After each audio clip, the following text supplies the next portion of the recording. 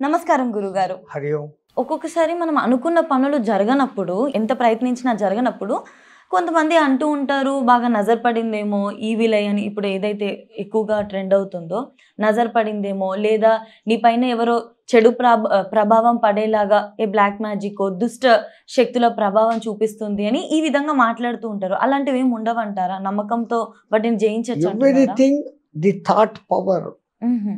ఒకడు ఎవడో 10 సార్లు మీ దిక్కు చూసి ఇంత ఉండింది నా ఎదురుగా, ఇప్పుడు ఇంత తొందరగా అంత పెద్ద ఉద్యోగం పోయింది, ఇది పాడైపోను ఇది పాడైపోను అని 10 సార్లు నెగటివ్గా అనుకుంటుంటే దాని యొక్క వైబ్లెన్స్ కూడా వచ్చి మీకు ఏదో ఒక తెలియని డిస్టర్బెన్స్, లైట్గా తలనొప్పి సంథింగ్ లాంటివి ఏర్పడచ్చు.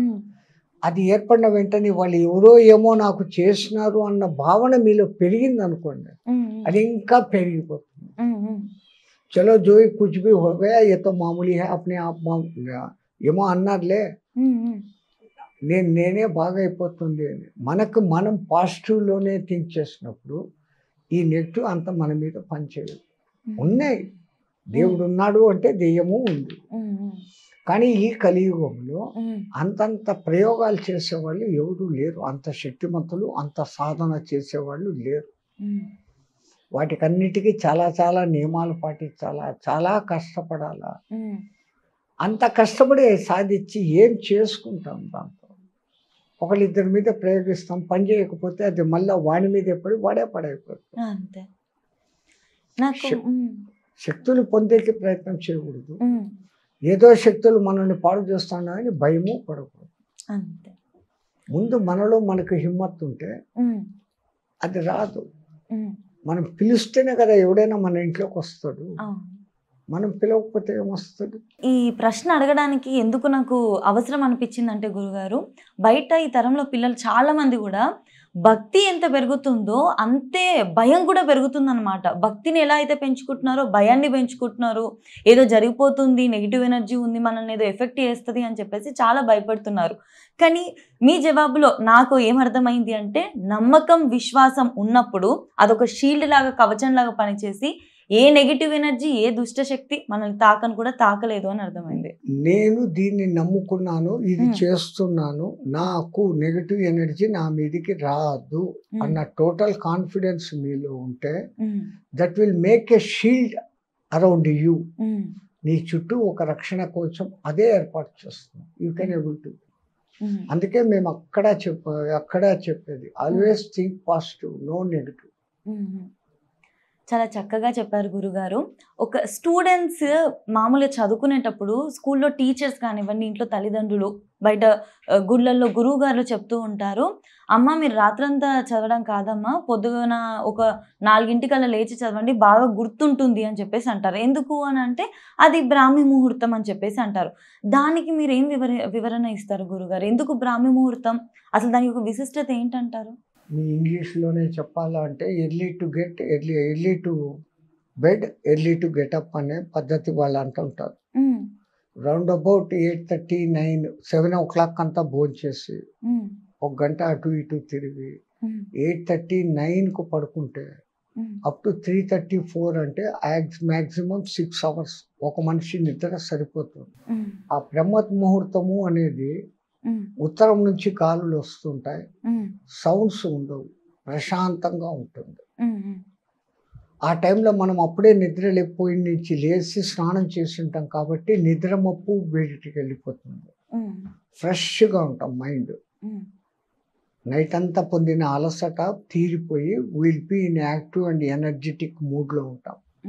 అప్పుడు ఏది చదివినా అది తొందరగా మైండ్కి ఎక్కుతుంది. అందుకని బ్రహ్మ ముహూర్తానికి అంత విలువ ఇచ్చినారు. ఆ బ్రహ్మ ముహూర్తంలో కూడా 3 టైం షెడ్యూల్స్ ఉన్నాయి. 3:30 నుంచి 4:30 వరకు దేవతల టైం, 3:30 నుంచి 4:30 వరకు, 4:30 నుంచి 5:30 వరకు ఋషుల టైం, మునులు ఋషుల టైం, 5:30 నుంచి 6:30 సూర్యోదయం జరిగిపోయే టైం వరకు మానవుల టైం. తో ఏదో బ్రహ్మముహూర్తంలో చేస్తే దేవతలంత శక్తులు మనకు వస్తాయి అనే ఒక ఆశ. ఎందుకంటే మీకు అక్కడ మంచి ఫ్రీక్వెన్సీ ఉంటుంది. లేదు అట్లీస్ట్ 5 o'clock లేసిన మొత్తానికి సూర్యోదయానికి ముందే లేచి స్నానం చేసి అప్పుడు చూసేటప్పుడు సూర్యుని చూస్తే ఆ కిరణాల ప్రభావం మన మీద చాలా బాగుంటుంది. దీన్ని కనిపెట్టే మన పూర్వీకులు బ్రహ్మముహూర్తం బ్రహ్మముహూర్తం బ్రహ్మముహూర్తం అని చెప్పాలి మొదలుపెట్టినారు. ఆ దిక్కుమాలిన ఇంగ్లీష్ పద్ధతులు మనం నేర్చుకొని రాత్రి 12 గంటలకు డే మారుతుంది అని దిక్కుమాలిన వ్యవహారాలతో పాడైపోతా ఉన్నాం. మనకు సూర్యోదయం నుంచి సూర్యోదయం వరకు ఒక దినం లెక్క. ఈ దిక్కుమాలిన రాత్రి 12 గంటల టైం మంది కాదు. చిన్న ప్రశ్న గురుగారు, దీంట్లోనే కొంతమంది ఉపవాసం చేసేటప్పుడు ప్రతి శనివారం ఉపవాసం చేస్తూ ఉంటారు. కొంతమంది కరెక్ట్ మాంసాహారం తినరు కదా, ఆ రోజు అంతా కూడా వెజిటేరియన్గానే తినేసి నాన్ వెజ్ అనేది తినరు.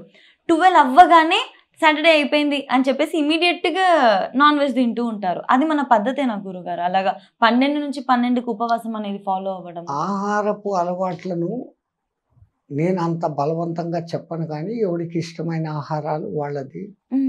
బట్ మాంసాహారం తిన్న వాళ్ళల్లో తామస ప్రవృత్తులు ఎక్కువగా ఉంటాయి. ఆ మాంసాహార పదార్థాలు తొందరగా జీర్ణం కావు. మానవుడికి నిర్దేశించబడింది అది కాదు. వాడి మెటబాలిజం కానీ వాడి పండ్లు కానీ మాంసాహారం తినేదానికి ఉపయుక్తంగా లేవు. వాడు బలవంతంగా దాన్ని బాయిల్ చేసి దాంట్లో నానాక మసాలాలు కలిపి తింటున్నాడు. అది డైజెస్ట్ అయ్యేదానికి 14 hours పడుతుంది, కంప్లీట్ డైజెషన్. మన డైజెషన్ ఇంటెస్టైన్స్ చిన్న పేగులే దాదాపు 22 అడుగులు ఉంటుంది. అంత పొడుగు ఆహారంలో సాత్విక ఆహారం పడినప్పుడు బ్రహ్మాండంగా జీర్ణమై దాని శక్తులన్నీ ఆంతర్చూషికాల మూలంగా శక్తిగా మారి మన శరీరానికి చేరుతాయి. అది తొందరగా డైజెస్ట్ కూడా అవుతుంది. అప్పుడు మనిషి స్ఫూర్తిగా ఉంటాడు. కడుపు మబ్బుగా ఉన్నప్పుడు వాడి పనిలో కూడా పనితనంలో కూడా మబ్బుతనం వస్తుంది. సో ఇన్ని కారణాల మూలంగా మన సనాతన ధర్మంలో మాంసాహారానికి ప్రిఫరెన్స్ లేదు. అంత మాత్రం చేత మేము మాంసం తినని మేము మంచోళ్ళము, మాంసం తినేవాళ్ళు మీరు రాక్షసులు అనే మూర్ఖత్వం తప్పు. అది వాళ్ళకు వాళ్ళ తరతరాల నుంచి వస్తున్న అలవాటు. వాళ్ళు మానుకోవాలి. వాళ్ళకి అన్ని తరాలుగా తింటున్నారు కాబట్టి వాళ్ళ మెటబాలిజం కొంచెం దానికి అకష్టమైంది. సరే, ఇంత చేస్తున్న పచ్చి మాంసాన్ని మరి తినలేదు మరి ఎందుకు? అంత కంపు వస్తుంది, దానికి ఏందో మసాలాలు వేస్తారు. ఆ మసాలాలన్నీ మళ్ళీ తమో గుణాన్ని పెంచుతున్నాయి. అందుకని సనాతన ధర్మము సాత్విక ఆహారము అని. మరి చాలా మంది అడుగుతారు, బలులు ఇస్తారు కదా మీరు దేవతలకు. దేవతలు వాళ్ళే పుట్టించి వాళ్ళే వాళ్ళ బిడ్డలను చంపుకుంటారా? దేవతలు బలులు అడగరు. కానీ వాళ్ళు అడిగిన జంతువులు వేరే, మీరు చెప్తున్న జంతువులు వేరే. వాళ్ళు కోళ్ళు అడిగారు, మేకలు అడిగారు, దున్నపోతులు అడిగారు. ఆ 3 వాళ్ళకి ఇవ్వాల్సిందే, మనం బలి ఇవ్వాల్సిందే. కానీ వాళ్ళకి బలి ఇచ్చినాక మీరు అవి కోసుకొని ఎందుకు తింటాండారు? దేవుని పేరు చెప్పి మీ కోరిక తీర్చుకుంటాను. నిజంగా వాళ్ళు అడిగిన కోడి వేరే, వాళ్ళు అడిగిన మేక వేరే. వాళ్ళ దృష్టిలో, దేవతల దృష్టిలో కోడి అంటే, మీరు కోడి ఏమని అరుస్తుంది? కో కో కో అంటుంది. కోరికలు, మితిమీరిన కోరికలు కోరకురా, ఆ కోరికలనే నీలోని కోడి గుణాన్ని నాకు బలి అని కోరుతారు. అట్లాగనే బకరా క్యా బోల్తారైతే ఎప్పుడు మేక ఏమంటా ఉంటుంది? మై మై నాది నాది నాది. ఈ నాది నాది వదిలిపెట్టి మాది మాది మనది మనది అనే భావనలోకి రారా, నీలో ఉన్న ఆ మేక గుణం అనే మేకను నాకు బలి అని అడుగుతారు వాళ్ళు. ఇంటర్నల్ సీక్రెట్ అది. మనం అది వదిలేసి మన జిహ్వ చాపల్యం చంపుకునేకి దేవతల పేరు చెప్పి మనం మాంసాహారం తింటాం. సో మనం ఏదైనా ఉపవాసము పాటిస్తున్నాము అన్నప్పుడు మనకి ఈ 12 to 12 అన్నట్టు కాకుండా సూర్యోదయం నుంచి మళ్ళీ సూర్యోదయం వరకు అన్నట్లుగా పాటిస్తే బాగుంటుంది అంటారు? 100%. ఎందుకంటే 15 రోజుల కన్నా ఒకసారి దీనికి మెషిన్కు రెస్ట్ ఇస్తే అది బాగా పనిచేస్తుంది. దీనికోసమే మన పూర్వీకులు ఏకాదశి ఉపవాసము అని పెట్టినారు. ఇప్పుడు 36 గంటల ఉపవాసము ఫాస్టింగ్ అనేసి ఒకడు కొత్త సైంటిస్ట్ కనిపెట్టి చెప్పాడు. వాడికి నోబెల్ ప్రైజ్ ఇచ్చారు. 36 అవర్స్ ఏమీ తీసుకోకుండా ఉంటే నీ బాడీలో డిటాక్షన్స్ అన్నీ బయటికి పోయి నీలోనే నీకు మళ్ళీ ఇమ్యూన్ పెరుగుతుంది. ఐ ఫౌండ్ ఇట్ అన్నాడు. మన వాళ్ళు ఏకాదశి ఉపవాసం పెట్టి ద్వాదశి ఉద్యాపన అంటారు. ఏకాదశి 6 గంటలకు మొదలుపెట్టి మరుసో దినం 6 గంటలు అయిపోయినాక మరుసోరు దినం 12 గంటలకు ఉద్వాసన అన్నారు. Altogether 24 + 12 36 hours. మనం చెప్తే వినం, శంఖంలోంచి పోస్తే తీర్థం అన్నట్లు వాడు చెప్తే వింటాను. గురువుగారు, స్నానం చేసేటప్పుడు కొన్ని నియమాలు పాటించాలి అని చెప్పేసి ఈ మధ్య చాలా మంది అంటుంటే వింటున్నాము. స్నానం చేసేటప్పుడు ఏమైనా నియమాలు ఉంటాయా గురుగారు? మగవారైనా స్త్రీలైనా కూడా ఒళ్ళు మీద బట్టలు లేకుండా స్నానం చేయకూడదు, మొదటి పాయింట్. రెండవది, నదీ స్థానం అత్యంత ఉత్తమమైనది, సముద్ర స్థానం పరమోత్తమైనది. ఎందుకంటే ఆ లెహర్స్ వచ్చి కొడుతూ ఉన్నప్పుడు దానికి ఇట్లా నిలబడి చేస్తాం, మన ఎనర్జీ పెరుగుతుంది. ఇప్పుడు నదీ స్నానం చేసినప్పుడు నేను చెప్పాను, ఈ అపాన వాయు పైకి వస్తుంది. అవి కుదరని వాళ్ళు మంచినీళ్ళు, దానికి ఆ మంత్రం చదువుకొని గంగే యమునేచ నర్మదా సింధు, ఆ ఫీలింగ్, నేను అన్ని నదుల పుణ్య జలాలు దీంట్లోకి వచ్చి ఉన్నాయి, ఈ నీళ్లతో నేను స్నానం చేస్తున్నాను. యాక్చువల్గా సన్నీటి స్నానం మనిషిలో ఎలక్ట్రిఫికేషన్, ఎనర్జిఫికేషన్ అనే 2 శక్తులు ఇస్తుంది. అది కూడా 4:30 గంటల ప్రాంతం బ్రహ్మముహూర్తం అన్నప్పుడు సూర్యుని కిరణాలు ఇంకా రాకముందే కొన్ని రకాల కిరణాలు మొదలైపోతాయి. అప్పటికే అరుణ కిరణాలు అని అంటాం. ఆ కిరణాలు నీళ్లలో పడతాయి, ఆ నీళ్లను శక్తివంతం చేస్తాయి. అవి బావి నీళ్లు కావచ్చు, నది నీళ్లు కావచ్చు, మీ ఇంట్లో బకెట్ నీళ్లు, ట్యాంకులో నీళ్లు కావచ్చు. ఏ నీళ్ళైనా కానీ అవిటిని గ్రహిస్తాయి. వాటిని యాజ్ ఇట్ ఈస్గా స్నానం చేసినప్పుడు ఎలక్ట్రిఫికేషన్ అండ్ ఎనర్జిఫికేషన్ అనే 2 వస్తాయి. విద్యుత్తు నీళ్లలో నుంచే కదమ్మా పుడుతుంది. అదే ఆ కటిపెట్టి వాళ్ళు ఆ టైంలో నీళ్లు చేయమన్నారు. అందరికీ చేత కాకపోవచ్చు, అనారోగ్యాలు ఇబ్బందులు ఉన్నవాళ్ళు గోరువెచ్చ స్నానం చేయాలి. పుణ్య స్నానాలు, నదీ స్నానాలు, పుష్కర స్నానాలు, అందుకే ఈ ఏర్పాట్లు చేస్తున్నారు. ఇట్లా చెప్తే అన్నా కనీసం ఒక్కసారన్నా నది దాకా పోయి స్నానం చేస్తాం. ఎంతసేపు ఇక్కడనే, ఇప్పుడు గోదావరి నది ఒడ్డున గంగ ఒడ్డున వాళ్ళు ఉంటారు. ఆ సిటీలో ఉన్నవాడు గంగకు పోయి స్నానం చేయడు. మా నీళ్ళే కదండి, గంగ నీళ్ళే వస్తున్నాయిగా, మేము స్నానం చేస్తున్నామంటారు.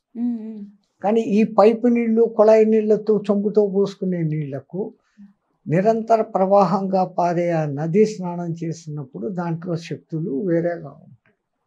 అందుకని మన పూర్వీకులు నదీ స్నానానికి అంత ప్రాముఖ్యత ఇచ్చినారు, సముద్ర స్నానానికి అంత ప్రాముఖ్యత ఇచ్చినారు. ఇంకా ఆడ మంత్రాలు చదవాలా అని అంటే అది మళ్ళా హిందూ ధర్మము, వాళ్ళే చేయాలన్నా మేము చేయకూడదా, ఈ మాటలన్నీ కాంప్లికేషన్స్ వస్తాయి. స్నానం చేసేటప్పుడు నువ్వు నిజంగా నమ్మితే, దైవారాధన చింతనలో ఉంటే, ఆ గంగే యమునేచ నర్మదా సింధు కావేరి అస్మిన్ జలసన్నిధౌ కురు అని ఒకసారి అనుకుంటే, నీ feeling, as you feel everything happens, యద్భావం తద్భవతి. నేను అన్ని గదుల నీళ్లు నా బకెట్లోకి రాగాక అనుకొని పోసుకుంటున్నాను. జై శ్రీరామచంద్రజీకి జై. చాలా చక్కగా వివరించారు గురుగారు. మాకున్న అన్ని సందేహాలని చాలా బాగా వివరించారు గురుగారు. ఇదంతా మా గురు కటాక్షం తల్లి, మాదేం లేదు. మా మహంత్ గురు మహారాజ్, మహంత్ హిమాలయ గిరిజీ మహారాజ్ కరుణా కటాక్షం. జై శ్రీరామచంద్రజీకి.